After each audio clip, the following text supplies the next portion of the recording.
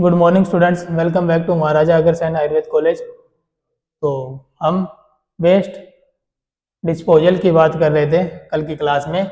हमारा सब्जेक्ट आज का रहने वाला है स्वस्थ वृत्त, और स्वस्थ वृत्त कॉमन सब्जेक्ट है बीएससी नर्सिंग और डिप्लोमा का। तो हमारा आज का कॉमन टॉपिक रहने वाला है बीएससी नर्सिंग और डिप्लोमा का मल का निष्कासन अर्थात disposal of waste, excreta. Waste में कौन सा? एक्सक्रीटा। और बीएससी नर्सिंग वाली बुक में पेज नंबर 123।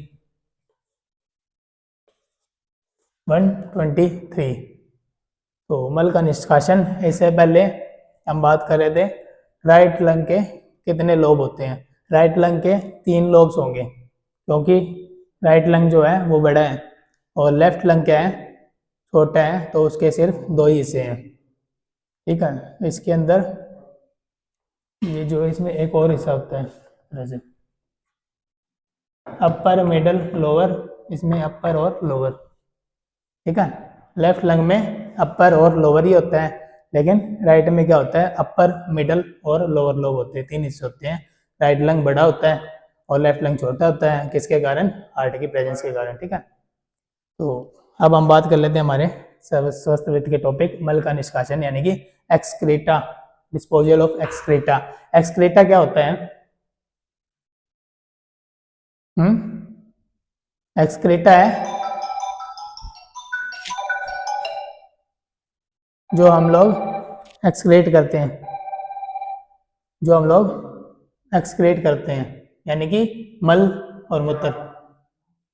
मल मूत्र को क्या कहते हैं? हम एक्सक्रीटा कहते हैं। ठीक है, तो उसका अगर हम ठीक से डिस्पोज नहीं करेंगे तो वो हमारे जब सीवरेज में जाता है, ठीक है, वहाँ से पानी को भी जैसे मान लो साफ करके भेजते हैं, तो अगर इसको अलग नहीं किया, इसका डिस्पोज नहीं किया, तो वो हमारे लिए बीमारियां उत्पन्न कर सकता है। ठीक है, तो कह रहे हैं मल मूत्र के अनुचित निपटान से कई जल या मल जनित बीमारियां होती हैं।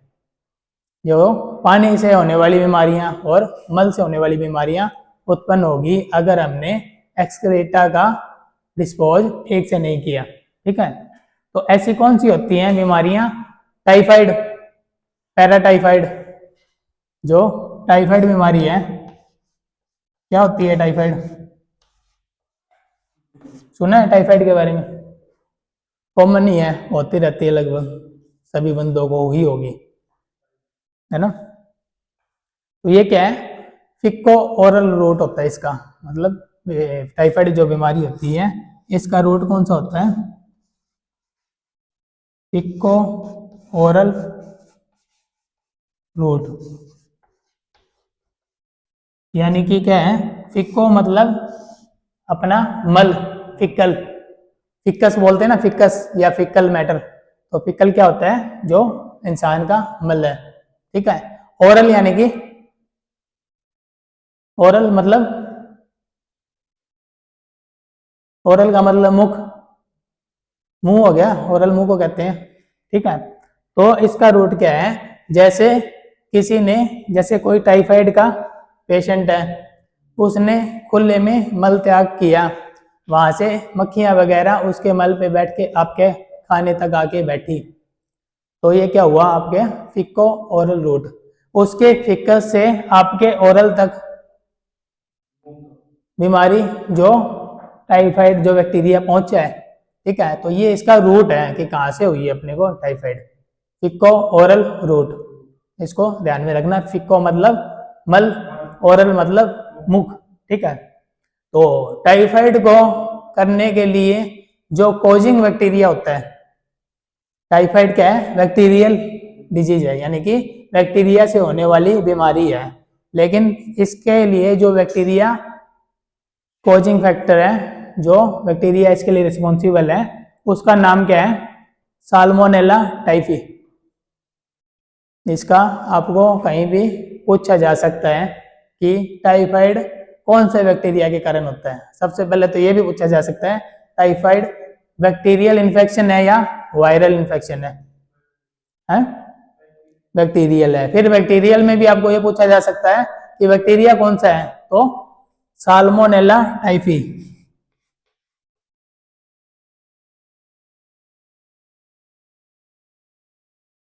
साल्मोनेला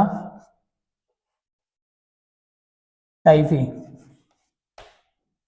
ये बैक्टीरिया है इसको करने वाला टाइफाइड को। ठीक है, फिर टाइफाइड में लक्षण क्या कुछ होते हैं? हुआ आपको टाइफाइड कभी? क्या क्या होता है, मतलब क्या क्या हुआ था जब आपको टाइफाइड हुआ? तो फीवर और थकान होती है, बॉडी एक हो गया है, और छोटे छोटे दाने होते हैं। इसकी ये भी एक पहचान होती है। जो इसमें दाने होते हैं ना, जैसे लाल लाल से दाने होते हैं, ये क्या है?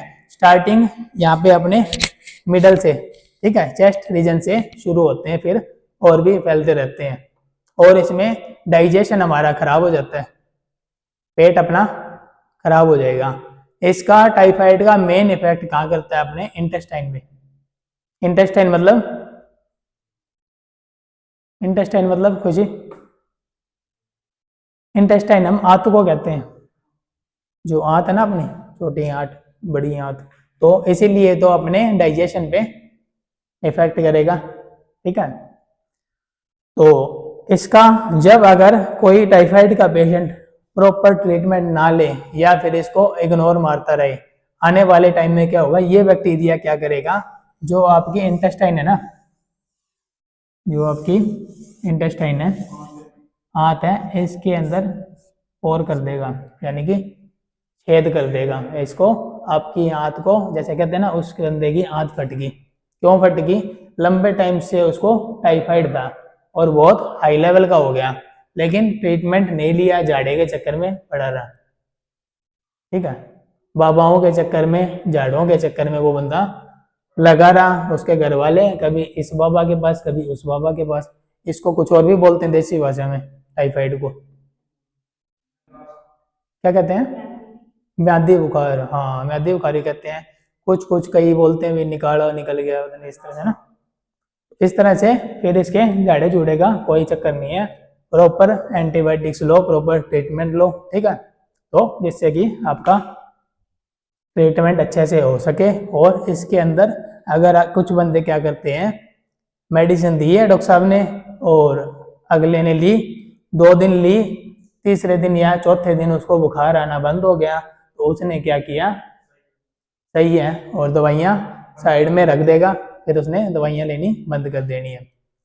इससे क्या होगा? जो बैक्टीरिया अपने बॉडी के अंदर है उसको शक्ति मिलेगी और ज्यादा, क्योंकि जो एंटीबायोटिक डॉक्टर साहब ने दी है वो क्या है? वो बैक्टीरिया उसको पहचान लेगा। फिर नेक्स्ट टाइम जब भी आपको वो एंटीबायोटिक आ गई तो वो क्या करेगा? उसके लिए तैयार होगा बैक्टीरिया, और उसको मतलब जो दवाई उसने दी है डॉक्टर साहब ने, वो जो नेक्स्ट टाइम वो देगा तो वो आपके काम नहीं करेगी, क्योंकि आपने प्रॉपर टाइम पूरे जब तक लेनी चाहिए थी तब तक आपने वो दवाइयाँ नहीं ली। उसके कारण क्या हो गया? जो बैक्टीरिया ने उस एंटीबायोटिक को पहचान लिया और बैक्टीरिया अभी खत्म नहीं हुए प्रॉपर तरीके से, वो बैक्टीरिया खत्म नहीं हुए, उसके कारण क्या हो? और मल्टीप्लाई करते हैं, फिर कुछ दिनों बाद या कुछ महीनों बाद फिर वो और स्ट्रॉन्ग रूप लेके दोबारा से आपके शरीर में उत्पन्न होंगे।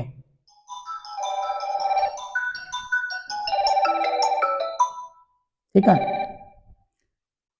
तो इसलिए कम से कम 12 दिन या 14 दिन कम से कम टाइफाइड की मेडिसिन लेनी चाहिए कंटिन्यू।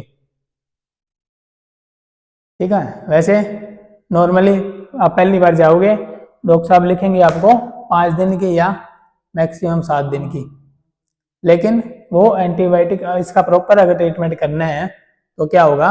14 दिन इसकी दवाइयाँ प्रॉपर चलती है, जिससे आपके दोबारा होने के चांसेस बिल्कुल कम हो जाएंगे, या दोबारा आपको टाइफाइड होगा नहीं। ठीक है, तो ये हम डिस्पोजल ऑफ एक्सक्रीटा करते करते डिजीज में चले गए, अब वापस डिस्पोजल ऑफ एक्सक्रीटा में आ जाते हैं। ठीक है, ये आपको टाइफाइड मैंने समझा भी दिया, लेकिन ये हम आगे पढ़ेंगे जब डिजीज का नेक्स्ट चैप्टर आएगा ना, जनपद उद्वंश आएगा, उसके अंदर शुरू करने के बाद में इन्फेक्शन कौन सी होती है, कौन सी बीमारी होती है, उसमें क्या क्या लक्षण होते हैं, वो सारे हम कंटिन्यू करेंगे। ठीक है, तो फिर अब इन्होंने बताया है जो फिक्को ओरल रूट से कौन मल मूत्र से और जल या मल से होने वाली बीमारियां कौन कौन सी है?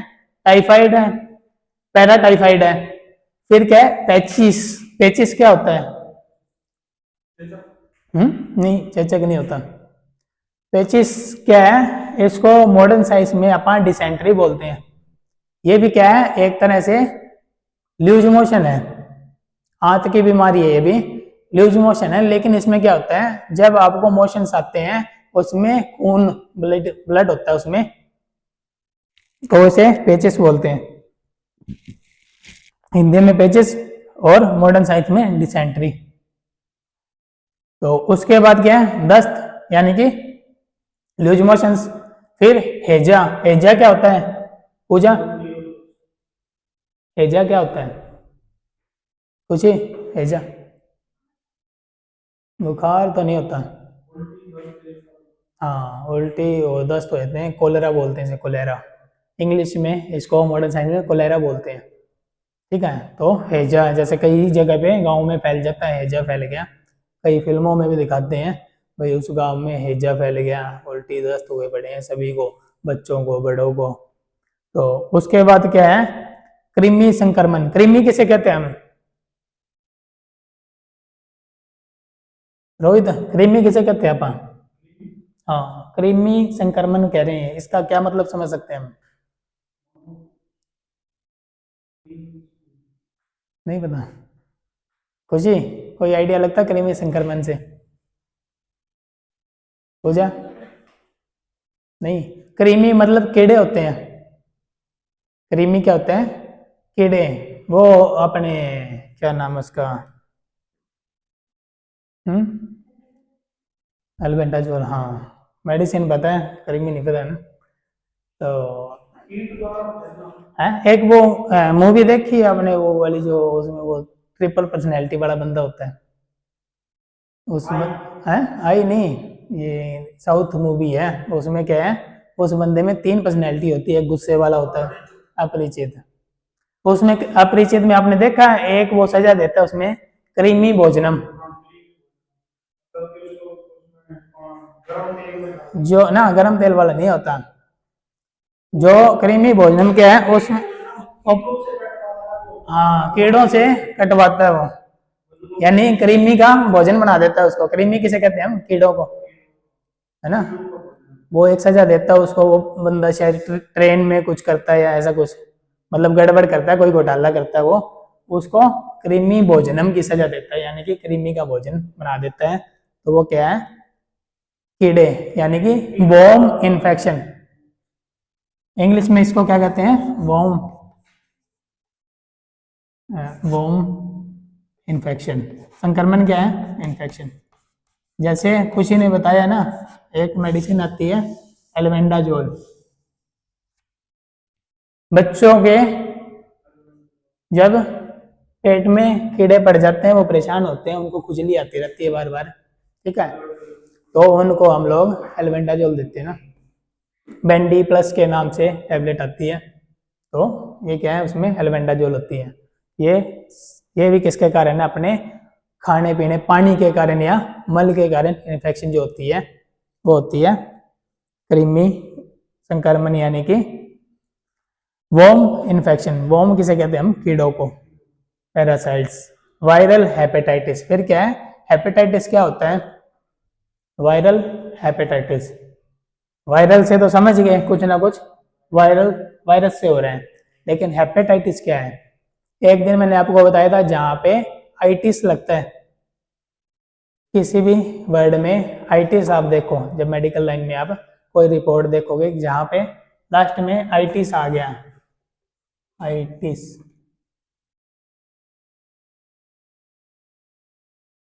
ये वर्ड आ गया, तो इसका मतलब मैंने आपको बताया था सूजन, ठीक है। यहाँ पे आइटिस आ गया, अब हम लैरिंजाइटिस बोलते हैं, लैरिंजाइटिस, ठीक है, लैरिंजाइटिस यानी कि लैरिंग्स सूज गया।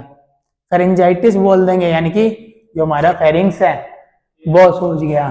ठीक है, जैसे हम डर्मेटाइटिस बोलते हैं, यानी कि डर्मा मतलब स्किन, स्किन में सूजन। इसी तरह वायरल हेपेटाइटिस। अब मैंने आपको एक बार बताया था, जब भी हम हिपैटिक वर्ड सुनेंगे, हिपैटिक, तो उससे हम लीवर को समझेंगे।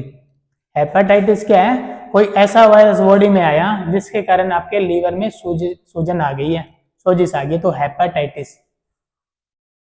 हेपेटाइटिस मतलब लीवर में सूजन। ठीक है, फिर क्या है? मल मूत्र के अनुचित निपटान से होने वाले स्वास्थ्य संबंधी खतरे संचित ठोस अपशिष्टों के समान ही हैं। अब ये कह रहे हैं अगर हमने मल मूत्र को डिस्पोज नहीं किया तो इसके भी खतरे वैसे ही हैं जैसे हमने पहले जो कूड़ा करकट के वेस्ट के ना करने से जो नुकसान हो रहे थे, वही नुकसान हमें मल मूत्र के डिस्पोज ना करने से हो सकते हैं। तो अब क्या है? मल मूत्र को अलग अलग करके रोग संक्रमण चक्कर को तोड़ने या बाधित करने को स्वच्छता अवरोध, सैनिटेशन बैरियर कहते हैं। किसको? मल मूत्र को किससे अलग किया है? अलग अलग करके क्या कर दिया हमने? जो इन्फेक्शन का चक्कर है ना, जो अपने तक इन्फेक्शन जिसके थ्रू पहुंच सकती है, उस चक्कर को हमने तोड़ दिया, तो उसे हमने क्या बोला है? सैनिटेशन बैरियर या फिर स्वच्छता अवरोध। समझ रहे बात को? स्वच्छता अवरोध यानी कि सैनिटेशन बैरियर। बैरियर क्या है? हमने ऐसा बैरियर बना दिया जिसके कारण बैक्टीरिया हम तक ना पहुंच पाए और डिजीज को क्रिएट ना कर पाए या बीमारी को उत्पन्न ना कर पाए, तो वो क्या है? Sanitation barrier. हिंदी में बोले तो स्वच्छता अवरोध। अवरोध लगाकर मल मूत्र को अलग करना यह है मल मौखिक रोगों के प्रसार को रोकने के लिए अवरोध है। मल मौखिक आ गया ना, जो मैंने आपको इंग्लिश में बताया है इको ओरल रूट, इन्होंने क्या बोल दिया? मल मौखिक, है ना, मल मौखिक रोग।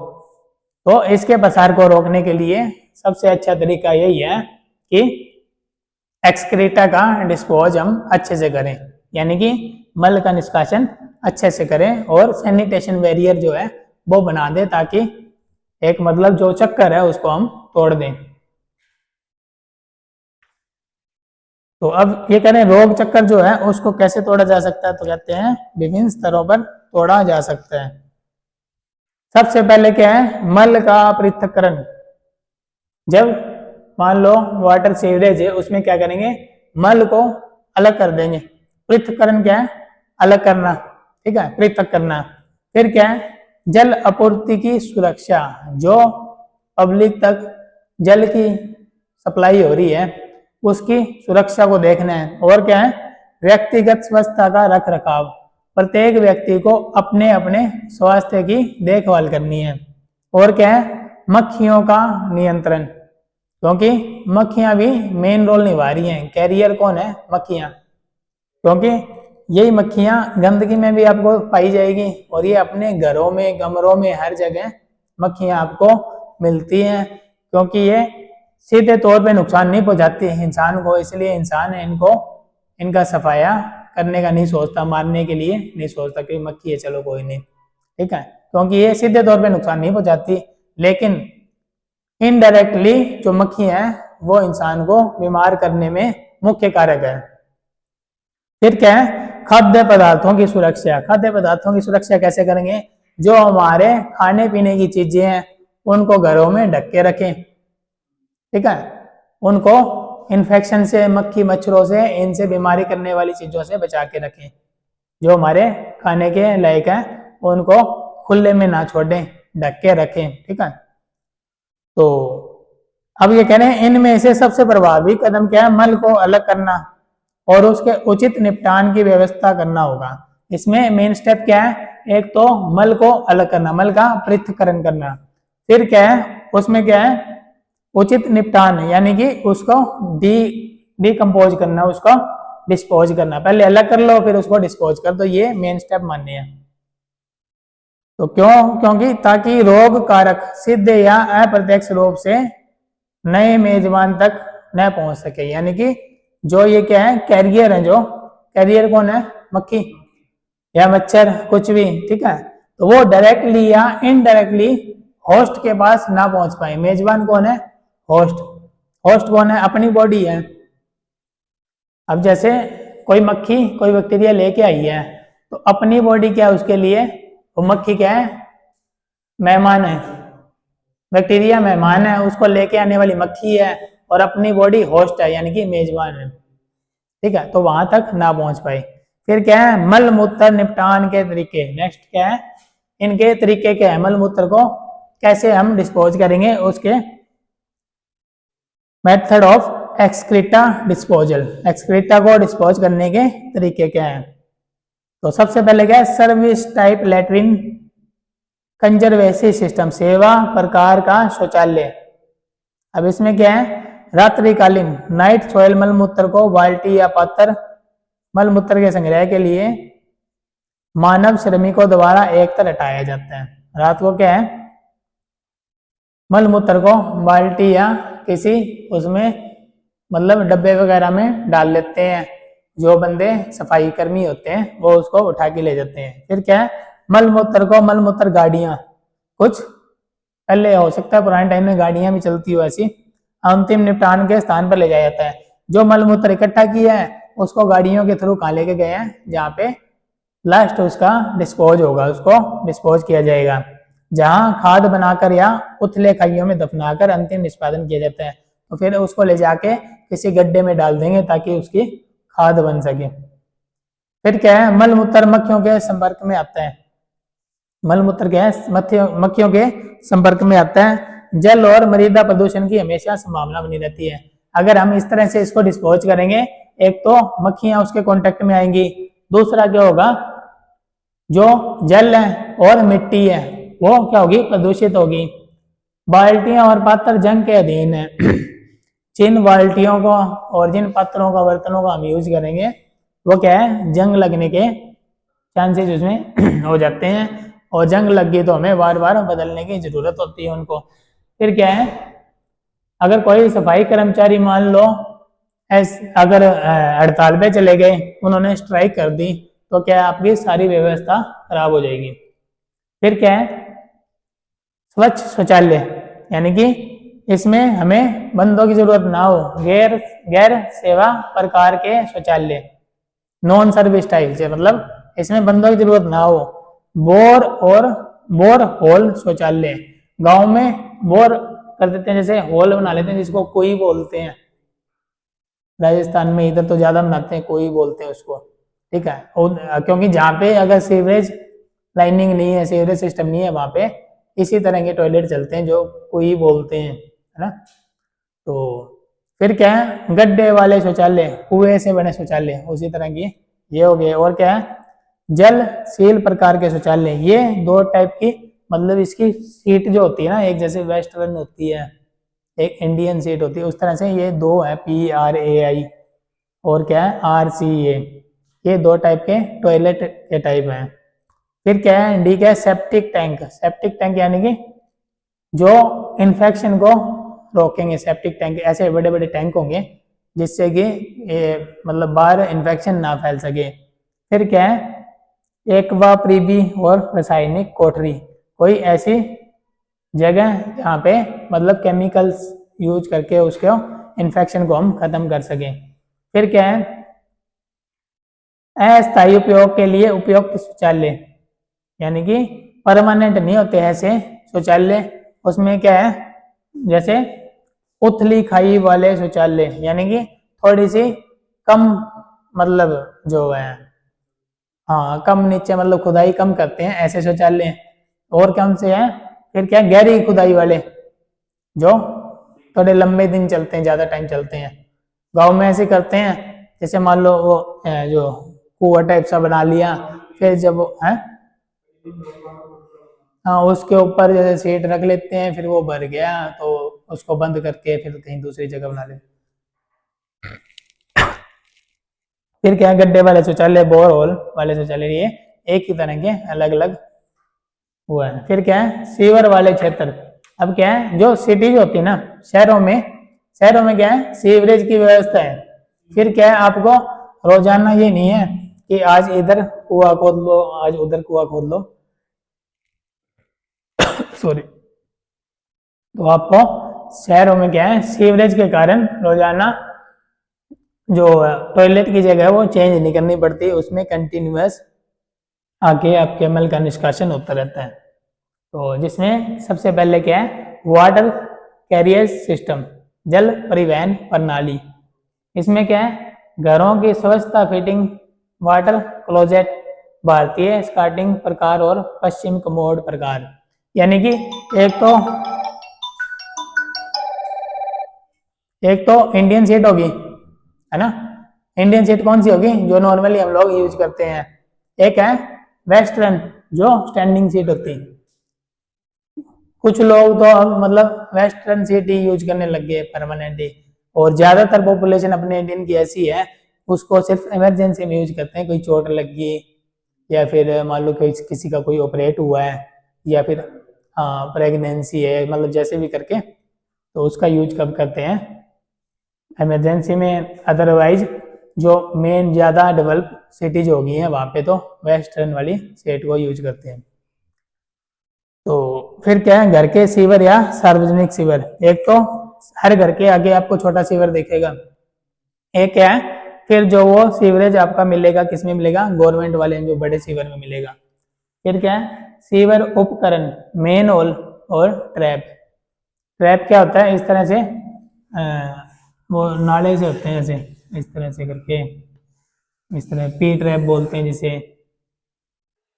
ताकि इधर पानी थोड़ा थोड़ा खड़ा रहेगा, इधर से मल का निष्कासन हो जाएगा। पानी अगर यहाँ पे खड़ा रहेगा तो क्या होगा, स्मेल नहीं आएगी। पी ट्रैप बनाते हैं जो। तो फिर क्या है, नेक्स्ट है सीवेज ट्रीटमेंट, यानी कि सीवरेज उपचार। सीवरेज उपचार में क्या है, प्राथमिक उपचार, प्राइमरी ट्रीटमेंट क्या होगा, स्क्रीनिंग। सबसे पहले स्क्रीनिंग होगी। और ये क्या है, प्राइमरी ट्रीटमेंट में एनएरोबिक डाइजेशन है। एनएरोबिक का मतलब एक तो एरोबिक होता है, एक एनएरोबिक होता है। इसका मतलब पता है आपको, एरोबिक और एनएरोबिक का? कल भी बताया था, एरोबिक और एनएरोबिक। यानी कि जो एरोबिक होता है वो तो क्या है, इन दी प्रेजेंस ऑफ ऑक्सीजन, जो डिकम्पोजिशन ऑक्सीजन के प्रेजेंस में होती है वो तो है एरोबिक। एनएरोबिक यानी कि इन दी एब्सेंस ऑफ ऑक्सीजन, यानी कि ऑक्सीजन के मतलब वहां पे ऑक्सीजन नहीं है, बिना ऑक्सीजन के जो डिकम्पोजिशन होती है वो क्या है, एनएरोबिक। तो प्राइमरी ट्रीटमेंट क्या है, एनएरोबिक, यानी कि बिना ऑक्सीजन के प्रेजेंस के। इसमें पहला स्टेप स्क्रीनिंग आ जाता है। फिर सेकंड क्या है, ग्रिट को हटाना, ग्रिट चैम्बर या डिस्ट्रिक्ट चैम्बर में भारी वस्तुओं के निपटान द्वारा, यानी कि कोई भारी चीजें उनको अलग कर लिया जाता है। फिर क्या है, प्राथमिक अवसादन, ये पहला ट्रीटमेंट होगा इसको।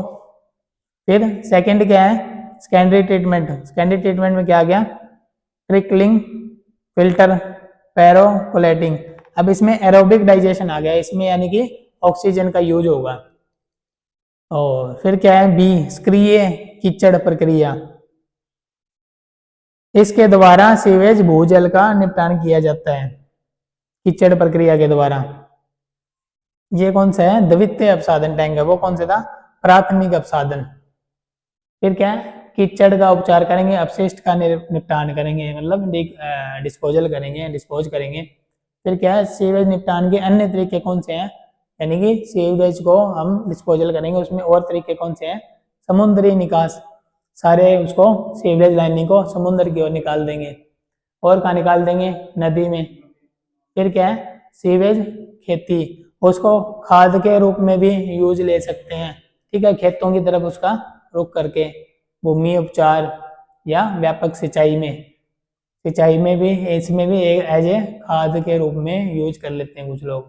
फिर क्या है, ऑक्सीकरण तालाब, एक ऐसा आर्टिफिशियल तालाब बना लेते हैं जहाँ पे ऑक्सीजन की प्रेजेंस में डिकम्पोजिशन करते हैं, किसकी, मल की, ठीक है। फिर क्या है, सीवेज लैग्यून, अपशिष्ट स्थिरीकरण टैंक, ये मतलब एक आर्टिफिशियल ऐसा टैंक बनाया जाता है। और क्या है, ऑक्सीकरण खाई, ऐसी खाई बनाई जाए जहाँ पे ऑक्सीजन हम यूज करके इसका मल का निष्कासन कर सकें। तो ये तो अपना हुआ एक्सक्रीटा, यानी कि ध्वनि प्रकरण हो गया था। उसके बाद अपना अपद्रव्य यानी कि वेस्ट, डिस्पोज ऑफ वेस्ट हो गया। ठीक है, तो अपना ये वाला टॉपिक कंप्लीट। तो नेक्स्ट हम करेंगे जनपद पदवंश। नेक्स्ट जो हमारा टॉपिक रहने वाला है वो कौन सा है? जनपद पदवंश, जिसको एपिडेमिक्स कहते हैं।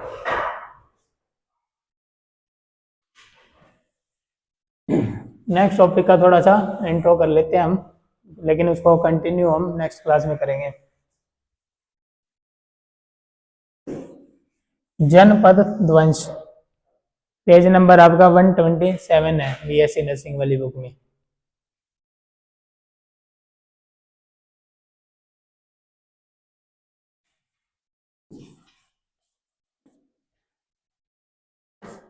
इसको हम एपिडेमिक भी बोलते हैं, एपिडेमिक। तो जनपद वंश का मतलब क्या है कि जनपद कह देते हैं हम एक विशेष स्थान को, यानी कि एक जगह है। ठीक है, तो ध्वंस यानी कि विनाश है, ध्वंस यानी कि विनाश, प्रॉपर एक एरिया या एक जगह का विनाश जिसे कहते हैं उसे जनपद ध्वंस। और एपिडेमिक, एपिडेमिक का मतलब भी यही हो गया, एक प्रॉपर एरिया में क्या होता है, कोई बीमारी फैल जाती है। जैसे आप बोल दें कि भादरा के अंदर हैजा फैल गया, ठीक है, तो इसको हम एपिडेमिक बोल देंगे। हाँ, किसी खास एक पर्टिकुलर एरिया में जब कोई डिजीज या बीमारी या कोई इन्फेक्शन फैलती है तो उसे हम जनपद ध्वंस बोलते हैं आयुर्वेदा में, और उसको मॉडर्न साइंस में हम बोलेंगे एपिडेमिक।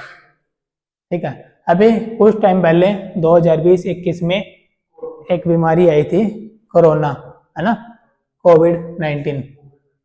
तो वो क्या थी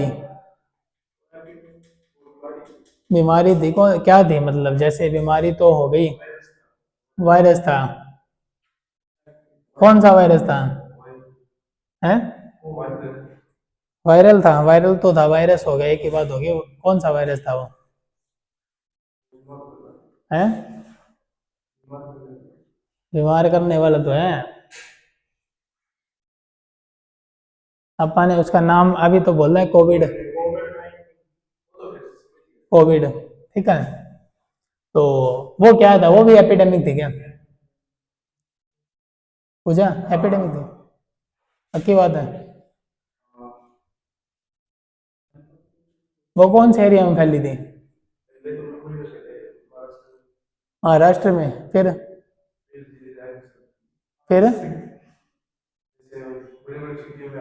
बड़ी बड़ी सिटियों में